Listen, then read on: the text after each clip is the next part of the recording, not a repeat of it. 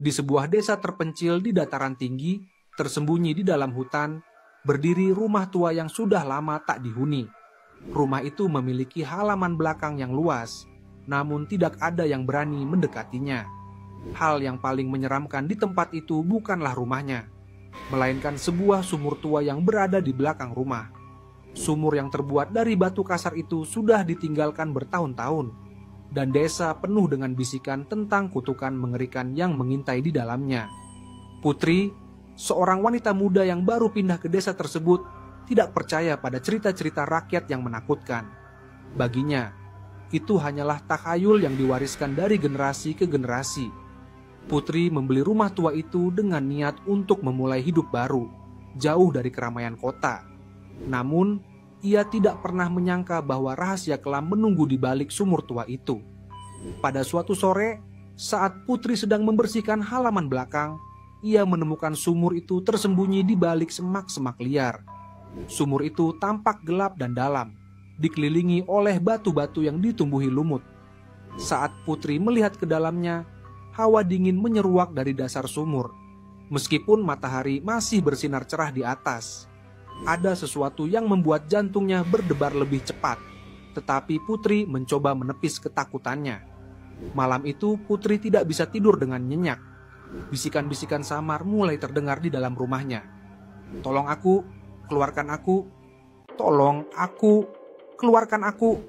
Suara itu terdengar seperti berasal dari dasar sumur yang dalam. Putri terbangun dengan keringat dingin membasahi dahinya. Tapi ia berpikir bahwa semua itu hanya mimpi buruk akibat kelelahan. Namun, malam-malam berikutnya bisikan itu semakin sering terdengar. "Datanglah, aku terjebak di sini." Suara itu semakin nyata dan rasa takut mulai menghantui Putri. Akhirnya, setelah beberapa hari dihantui oleh suara tersebut, Putri memutuskan untuk menyelidiki sumur tua itu. Dengan senter di tangannya, ia melangkah keluar rumah pada tengah malam, mengikuti suara yang memanggilnya dari dalam sumur. Sesampainya di sumur, ia menyorotkan cahaya ke dalamnya. Awalnya, ia tidak melihat apa-apa selain kegelapan. Namun, perlahan, sesuatu muncul di permukaan air, sebuah wajah pucat dengan mata hitam legam dan mulut yang menganga lebar. Putri terperangah, tubuhnya gemetar, dan senter di tangannya hampir jatuh. Wajah itu menatapnya tanpa bergerak, tetapi senyum samar mulai terbentuk di bibirnya yang pucat.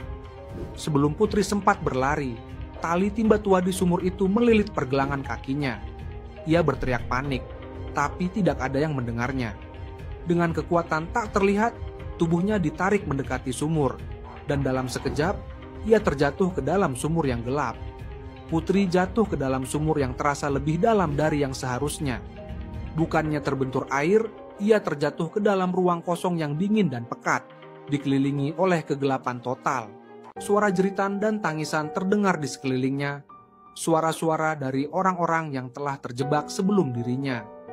Putri tersesat di dalam labirin sumur itu, merasa ada sesuatu yang mengintainya dari kegelapan. Dinding sumur yang semula terasa dingin dan lembab kini dipenuhi dengan ukiran kuno yang memancarkan cahaya samar. Hanya yang terakhir masuk yang bisa memecahkan kutukan, atau ia akan menjadi bagian darinya. Tertulis dalam bahasa kuno yang tidak sepenuhnya ia pahami. Putri tahu bahwa sumur ini bukanlah sumur biasa. Ini adalah perangkap yang mengurung jiwa-jiwa yang telah terkutuk. Putri mulai kehilangan orientasi, tersesat dalam ruang yang terus berubah. Suara-suara dari kegelapan terus mengganggu pikirannya, membuatnya meragukan kenyataan. Wajah-wajah hantu muncul di setiap sudut sumur, menatapnya dengan mata kosong, seolah-olah menunggu untuk menyeretnya lebih dalam. Tangan-tangan tak terlihat menyentuh kulitnya, membuatnya merinding dan semakin panik. Putri berusaha keras mencari jalan keluar, tetapi setiap langkahnya hanya membawanya kembali ke titik awal. Bayangan yang mengelilinginya semakin dekat, dan teror dalam pikirannya semakin kuat. Ia mulai merasa kehadiran sosok yang lebih besar, sumber kutukan itu sendiri. Sesuatu yang lebih gelap, lebih tua, dan jauh lebih menakutkan daripada apapun yang pernah ia bayangkan. Sosok itu adalah penjaga sumur, makhluk yang menuntut korban jiwa untuk tetap hidup.